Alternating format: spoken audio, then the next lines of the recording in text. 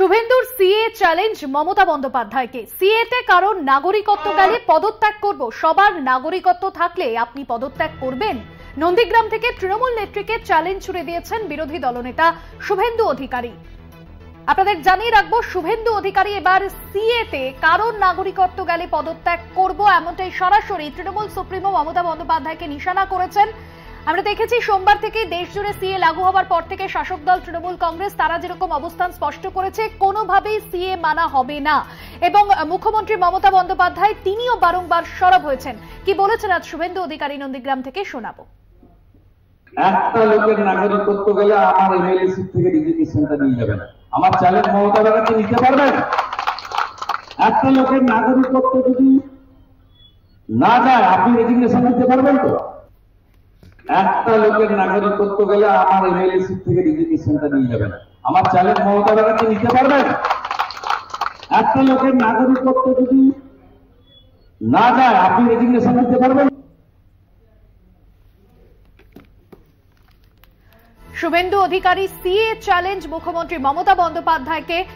এবং মুখ্যমন্ত্রী মমতা বন্দ্যোপাধ্যায় যেমনটা এর আগে তিনি বলেছেন যে নির্বাচনের আগে সাধারণ মানুষকে ভাওতা দিতেই এই বিজেপির আনা সিএ। পাশাপাশি তিনি এরও মন্তব্য করেছেন যে ধর্মীয় বিভাজন তৈরির চেষ্টাও করছে বিজেপি নেতৃত্ব, আর সেই জায়গা থেকেই নির্বাচনের আগে সিএ। এবার সরাসরি শুভেন্দু অধিকারী তিনি মমতা বন্দ্যোপাধ্যায়কে চ্যালেঞ্জ ছুড়ে দিয়েছেন সিএতে কারণ নাগরিকত্ব গেলে পদত্যাগ করব, সবার নাগরিকত্ব থাকলে আপনি পদত্যাগ করবেন তো? নন্দীগ্রাম থেকে তৃণমূল নেত্রীকে চ্যালেঞ্জ বিরোধী দলনেতার।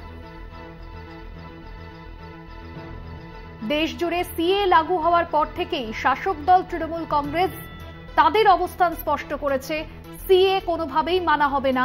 অন্যদিকে তৃণমূল নেত্রী মমতা বন্দ্যোপাধ্যায় তিনিও হাবড়ার সভামঞ্চ থেকে যেমনটা মন্তব্য করেছিলেন যে ধর্মীয় বিভাজন তৈরি করতেই বিজেপি সিএ তৈরি করেছে। সিএতে কারণ নাগরিকত্ব গেলে পদত্যাগ করব, বিরোধী দলনেতার চ্যালেঞ্জ। সবার নাগরিকত্ব থাকলে আপনি পদত্যাগ করবেন তো? সরাসরি মুখ্যমন্ত্রী মমতা বন্দ্যোপাধ্যায়কে আক্রমণ সারিয়েছেন শুভেন্দু অধিকারী। নন্দীগ্রাম থেকে তৃণমূল নেত্রীকে চ্যালেঞ্জ শুভেন্দু অধিকারী। আপনাদের শোনাই, গতকালই